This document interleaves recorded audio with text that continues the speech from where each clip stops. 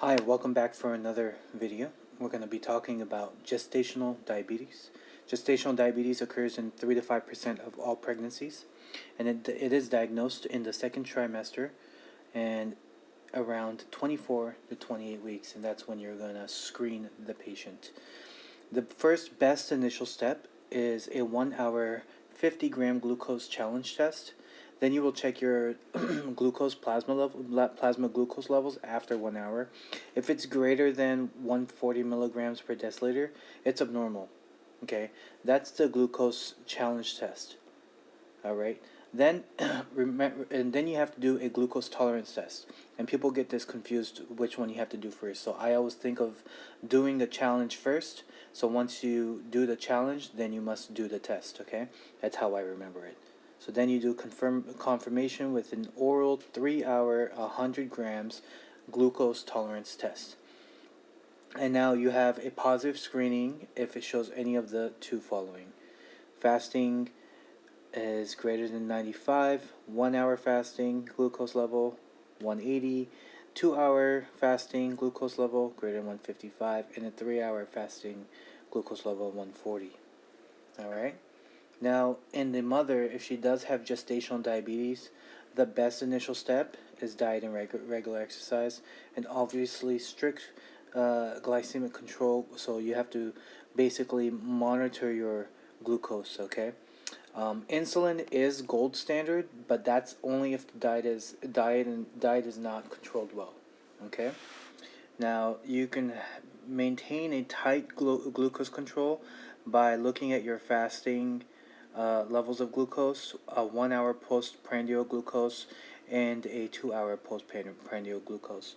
And doing all of this will improve your outcomes when you have a strict and tight glucose control. There is intrapartum dextrose insulin given to maintain glucose control during delivery.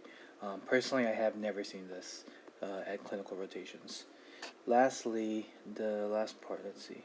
This is not moving. Alright. That's weird. Okay, there you go. Alright. Lastly,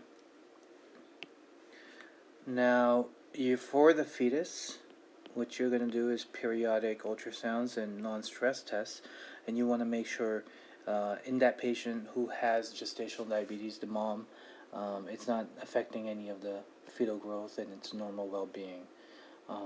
Now, recommendation is induction of labor at 39 weeks or 40 weeks with patients in patients who have gestational diabetes controlled with insulin. Okay, that's what you do for mom, obviously. Complications. Now, if mom has gestational diabetes, there is a 50% chance that she will have glucose intolerance in the future.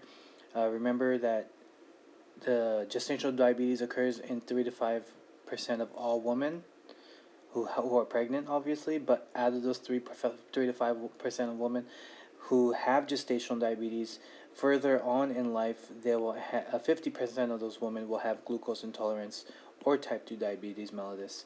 So always screen the mother 6 to 12 weeks after delivery, and this comes up a lot on examinations. They want you to know this one.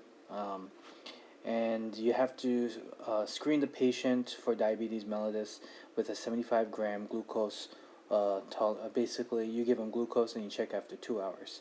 Okay, that's a glucose tolerance test, and then you just repeat every 3 years if the results are normal. But that's it. Gestational diabetes. It's pretty simple. Just know the difference between glucose challenge test versus the glucose tolerance test. You challenge first, then you test, or if you can't remember that, just remember C comes first, then the T comes after. So challenge and then your test, or tolerance test. Sorry, and then mother best next step, diet and regular exercise. Insulin's always gold standard if diet is not controlled. Always make sure you have tight glycemic controls. Next, for the fetus, always do periodic ultrasounds and non-stress tests.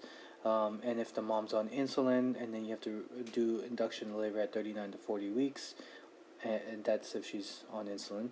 And finally, remember, this is a big one right here, 6 to 12 weeks postpartum, do the 75-gram 2-hour glucose tolerance test. I hope that helps. Thank you very much.